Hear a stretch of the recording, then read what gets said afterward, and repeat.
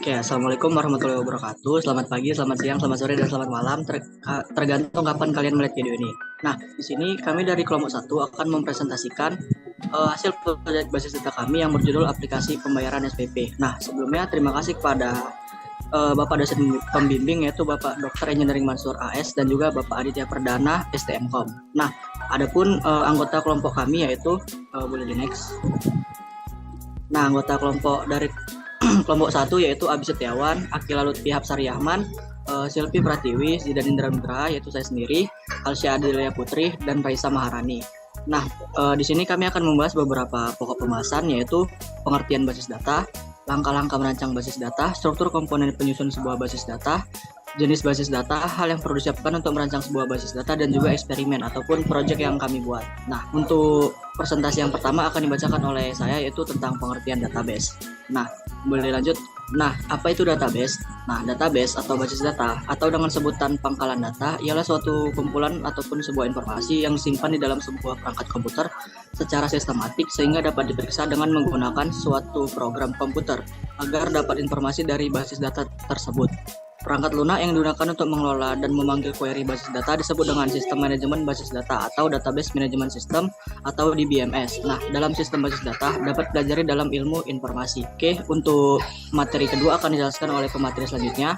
Pemateri selanjutnya tempat dan waktu saya persilahkan.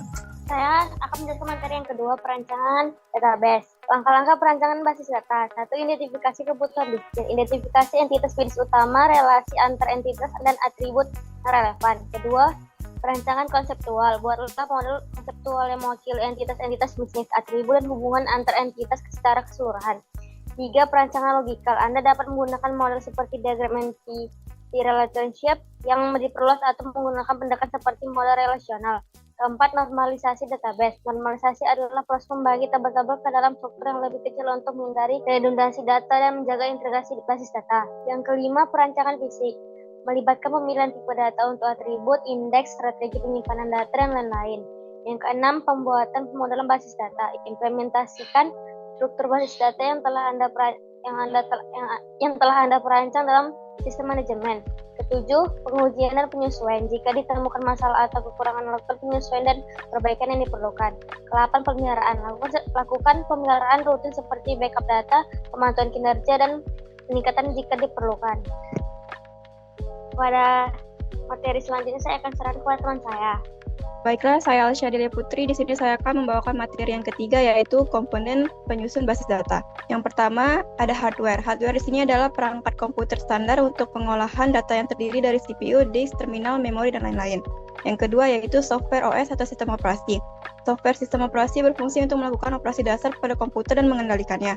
Pastikan OS sesuai atau kompatibel dengan software pembuat database. Yang ketiga, software pengelola basis data atau DBMS. Fungsi DBMS adalah untuk memasukkan data dan mengambil data dari database. Selain itu, DBMS juga bisa digunakan untuk mengontrol maintenance dan memudahkan user awam agar bisa menggunakan database tanpa perlu mengetahui strukturnya yang kompleks. Yang keempat, ada software pembuat database. Software pembuat database ada banyak dan memiliki fungsi dan fitur yang berbeda-beda, sehingga penggunaannya terserah kepada user. Contoh dari software pembuat database adalah MySQL, DB2, Oracle, dan lain-lain. Yang kelima ada data. Tentu saja dalam pembuatan sebuah basis data, hal paling dasar yang kita perlukan adalah data. Data merupakan komponen paling kecil atau paling dasar dari sebuah database. Yang keenam ada user atau pengguna. User adalah orang-orang yang memiliki otoritas untuk berinteraksi dengan sistem database. User diklasifikasikan menjadi yang pertama database administrator, yang kedua ada application programmer, yang ketiga ada sophisticated user, yang keempat ada specialist user, kelima ada naive user. Untuk materi selanjutnya akan dibawakan oleh pemateri selanjutnya. Baik, di sini saya Akila Lutfi Hapsari Ahman akan menjelaskan tentang jenis-jenis basis data. Adapun jenis-jenis basis data yaitu yang pertama operational database. Operational database ini atau database online transaction processing berfungsi sebagai tempat untuk mengelola data dinamis secara langsung dan real time.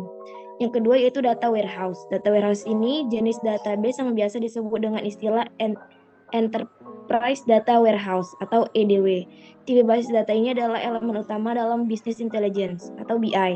Database jenis ini digunakan untuk analisa dan pelaporan data. Kemudian yaitu ada relational database.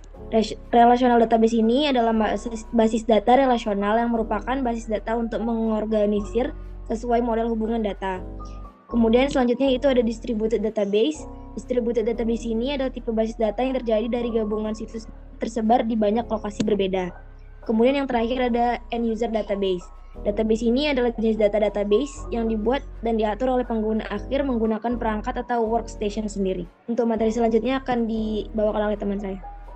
Baik, saya Silvi Pratiwi. Di sini saya akan membawa materi kelima, yaitu tahapan merancang basis data. Hal yang perlu disiapkan sebelum merancang sebuah database. Yang pertama yaitu hardware. Hardware diperlukan untuk menjalankan komputer seperti mouse, keyboard, memori, CPU, dan lain-lain. Tanpa hardware, maka komputer tidak akan bisa dioperasikan dan database tidak mungkin bisa dibuat. Yang kedua, data. Berbicara tentang database, tentu kita harus memiliki sesuatu yang akan disimpan dalam database itu sendiri, yaitu data. Data sangat penting karena untuk apa kita membuat database jika kita tidak memiliki data yang cukup. Komponen data inilah yang nantinya akan digunakan dalam mengambil keputusan. Yang ketiga yaitu software. Kita memerlukan software untuk menyimpan dan membuat database. Banyak software yang digunakan untuk membuat database dan software diambil berdasarkan keperluan kita dalam membuat database. Yang keempat yaitu user. Penggunaan adalah orang yang akan menggunakan database, dan user sendiri terbagi menjadi database manager, database administrator, dan database user. Selanjutnya akan dibawakan oleh teman saya. Baik, saya Abistiawan akan menjelaskan pada bagian eksperimen. Pada eksperimen kali ini, kami menggunakan database MySQL dengan bahasa pemrograman PHP untuk mengembangkan sebuah aplikasi web pembayaran SPP. Aplikasi ini memiliki beberapa fitur, yaitu halaman login untuk admin, petugas, dan juga siswa. Juga beberapa form untuk menambah data petugas, data siswa, data kelas, dan juga data pembayaran data pembayaran. Aplikasi ini juga memiliki fitur cetak untuk mencetak hasil dari laporan pembayaran tersebut. Untuk menghubungkan aplikasi web ini dengan database MySQL, kami menggunakan ekstensi PHP bernama MySQLi. Dengan menggunakan MySQLi, kami dapat melakukan operasi seperti koneksi ke database, eksekusi perintah SQL, dan pengambilan data dari database MySQL. Penggunaan database MySQL dalam aplikasi ini memungkinkan kami untuk menyimpan data siswa, data kelas, data pembayaran, dan data tugas dengan efisien. Kami dapat melakukan manipulasi data seperti mengubah, menghapus, dan juga menyimpan melalui perintah SQL. Dengan demikian, aplikasi web pembayaran SPP ini dapat berinteraksi dengan database untuk menyimpan dan mengelola data yang diperlukan. Baik, langsung saja akan saya jalankan untuk aplikasinya. Baik, ini adalah database yang kami gunakan untuk aplikasi pembayaran SPP. Untuk nama database-nya yaitu app_SPP yang dalam database ini memiliki sekitar ada 5 tabel. Yang pertama yaitu tabel kelas. Nah, pada tabel kelas ini terdiri dari beberapa kolom. Yang pertama yaitu ID kelas dengan tipe integer. Kenapa kami menggunakan tipe integer? Karena ID kelas ini akan bersifat auto increment dan akan menambah secara otomatis jika kita menambahkan kelas tersebut. Yang kedua ada nama kelas yang tipe datanya varchar. Kenapa tipe datanya varchar? Karena ini terdiri dari angka dan juga huruf. Yang ketiga yaitu kompetensi kalian, tipe data varchar. Nah, yang kedua ada tabel pembayaran. Nah, pada tabel pembayaran ini terdiri dari beberapa kolom. Yang kolom pertama yaitu ID pembayaran sebagai primary key, tipe data integer, dan juga auto increment. Kenapa tipe datanya in? Karena dia auto increment agar bisa menambah angka secara otomatis. Yang kedua ada ID petugas, data integer. Yang ketiga NISN, tipe data char. Kenapa kami menggunakan tipe data char? Karena NISN ini akan terdiri dari misal huruf dan juga karakter berupa huruf dan karakter berupa angka. Yang keempat itu adalah tanggal bayar. Kami menggunakan tipe data date karena tanggal itu umumnya menggunakan tipe data date. Yang kelima ada bulan bayar, menggunakan tipe datanya varchar. Kenapa menggunakan tipe data varchar? Karena pada bulan bayar ini akan memasukkan nama bulan tersebut, misal Januari, Februari, dan Maret. Yang keenam tahun bayar, tipe data integer, ID SPP integer, dan jumlah bayar integer. Yang ketiga ada tabel petugas. Nah, tabel petugas ini memiliki sekitar 5 kolom. Pada kolom pertama yaitu ID petugas, tipe data in sebagai kenapa tipe datanya integer? Karena dia bersifat auto increment, akan menambah angka secara otomatis. Yang kedua username, tipe data varchar, password varchar, nama petugas varchar. Yang kelima level, tipe data enum. Kenapa enum? Karena pada saat login nanti akan terdapat sebuah pilihan yaitu sebagai admin atau sebagai petugas. Nah, selanjutnya ada tabel siswa. di mana tabel siswa ini pada kolom pertama yaitu NISN tipe data car yang sudah saya jelaskan tadi. Yang kedua NIS tipe data car, nama varchar, ID class in, alamat teks. Kenapa menggunakan teks? Karena alamat akan menggunakan banyak kata. Jadi kami menggunakan tipe data teks. Yang keenam ada nomor telepon tipe data varchar. Kenapa menggunakan varchar? Karena nomor telepon terdiri dari misal terdapat karakter tambah. Yang ketujuh ada password tipe data varchar. Kemudian ada tabel SPP yaitu pada kolom pertama dengan nama ID SPP tipe data integer. Kenapa integer? Karena ID SPP ini bersifat auto increment dan akan menambah angka secara otomatis. Yang kedua tahun tipe data integer, ketiga nominal tipe data integer. Nah, lanjut kita langsung saja jalankan aplikasinya. Yang pertama sini kita akan login sebagai admin. Nah, ketika berhasil login, maka akan terdapat sebuah text box dengan bacaan selamat Anda berhasil login, kita klik OK. Nah, pada halaman dashboard akan tertera selamat datang di aplikasi pembayaran SPP dengan nama user si Bambang Suparjo, yaitu si admin yang login, levelnya admin, dan tanggal loginnya adalah tanggal login hari ini. Nah, lanjut pada halaman kelas. Nah, pada halaman kelas ini terdapat beberapa aksi. Yang pertama itu ada aksi ubah, hapus, dan juga aksi tambah kelas. Nah, langsung saja kita coba untuk tambah kelasnya. Nah, di sini kita masukkan misal nama kelasnya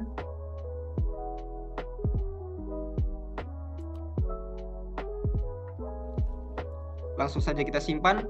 Nah, jika data tersebut berhasil disimpan, maka akan muncul sebuah text box yaitu tambah data kelas telah berhasil. Langsung saja klik OK, langsung kita kembali. Nah, di sini tambah data sudah berhasil dan kita akan mencoba aksi yaitu ubah dan juga aksi hapus. Yang pertama kita mencoba aksi ubah. Dan di sini kita bisa mengubah data yang telah kita isikan tadi barusan. Misal kita ubah angka 1 menjadi angka 2. Langsung saja kita simpan. Dan jika data berhasil diubah, maka akan muncul sebuah teks ubah data berhasil. Kita klik OK, kita kembali.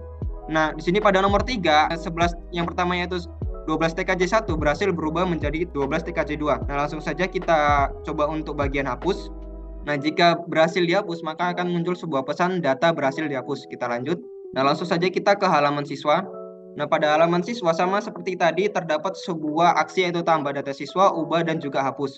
Nah, langsung kita masuk ke menu SPP. Nah, pada SPP ini sama seperti tadi. Nah, langsung masuk kita ke menu petugas. Pada menu tugas sama saja untuk aksinya. Nah, langsung saja kita ke bagian transaksi pembayaran.